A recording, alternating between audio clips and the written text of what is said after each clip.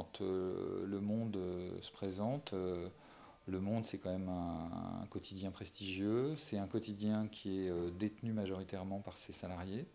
Donc dans la tradition du groupe PVC où il y a une tradition d'actionnariat salarié, c'est quand même plutôt bien vu.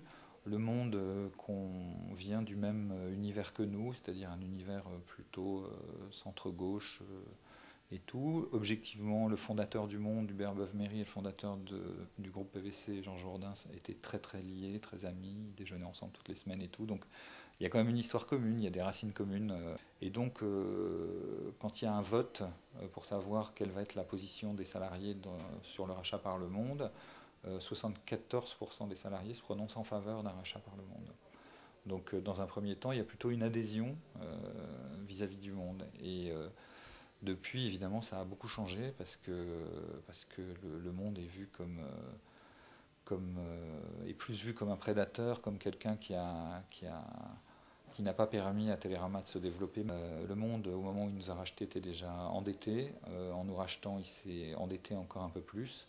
Et par ailleurs, il était confronté à une crise économique structurelle sur le quotidien, qui faisait que le quotidien était déficitaire dans son exploitation d'année en année. Donc Le Monde a littéralement pillé ses filiales, à commencer par ses filiales qui gagnaient de l'argent, comme Télérama. Donc Le Monde a vendu un certain nombre de sociétés, Le Monde a vendu l'immobilier du groupe, Le Monde a remonté absolument toute la trésorerie du journal, remonté chaque année les bénéfices. On a dû déménager dans d'autres locaux.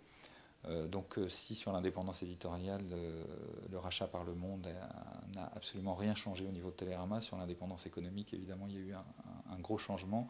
Et puis vous connaissez la situation aujourd'hui, un plan de licenciement important au Monde, la vente de certaines filiales, dont celle de Fleurus Presse, qui est le groupe de presse pour enfants, dont Télérama est l'actionnaire majoritaire.